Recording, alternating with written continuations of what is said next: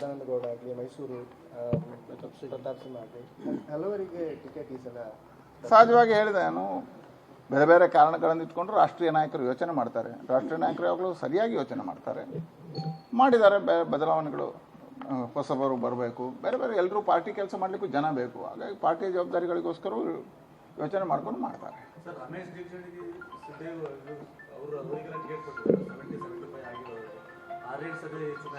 ನೋಡಿ, ಸಂಘಟನೆ ಕಾರ್ಯ ಮಾಡೋರು ಬೇರೆ, ಚುನಾಯಿತ ಪ್ರತಿನಿಧಿಗಳಾಗೋರು ಬೇರೆ. ಕೆಲವು ಸಾರಿ ಸಂಘಟನೆ ಕಾರ್ಯಕ್ಕೆ ಬೇಕು ಅಂತ ಕೆಲವರಿಗೆ ಜವಾಬ್ದಾರಿಗಳನ್ನು ಮುಕ್ತ ಮಾಡ್ತಾರೆ.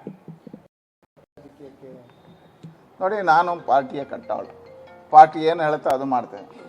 ನಾನು ವಾಜಪೇಯಿ ಅವರು ಹೇಳಿದಾಗೆ ನಮಗೆ ಯಾವ ಹುದ್ದೆ ಅನ್ನುವಂಥದ್ದು ಸಾಯುವವರೆಗೆ ಇರುವಂಥದ್ದು ಕಾರ್ಯಕರ್ತ. ಹಾಗಾಗಿ ನನಗೆ ಕಾರ್ಯಕರ್ತ ಅನ್ನುವಂಥ ಹುದ್ದೆಯೇ ದೊಡ್ಡದು ಅಂತ ತಿಳ್ಕೊಂಡಿದ್ದೇನೆ. ಈಗ ನಿಮಗೆ ಡೆಲ್ಲಿಯಿಂದ ಫೋನ್ ಬಂದಿದ್ದಾರಂತ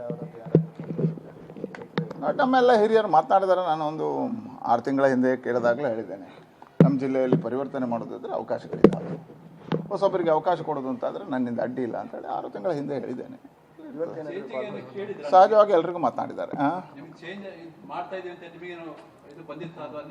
ಆ ರೀತಿ ಏನಿಲ್ಲ, ಆ ರೀತಿ ಯಾವುದೇ ಮಾತುಕತೆಗಳಿಲ್ಲ. ಇವತ್ತು ನಾನು ಸಂಪೂರ್ಣವಾಗಿರ್ತಕ್ಕಂಥ ಸಹಕಾರವನ್ನು ಕೊಟ್ಟು ಭಾರತೀಯ ಜನತಾ ಪಾರ್ಟಿಯನ್ನು ಗೆಲ್ಲುವ ದೃಷ್ಟಿಯಿಂದ ನಾವು ಕೆಲಸವನ್ನು ಮಾಡ್ತೀವಿ. ಧನ್ಯವಾದ.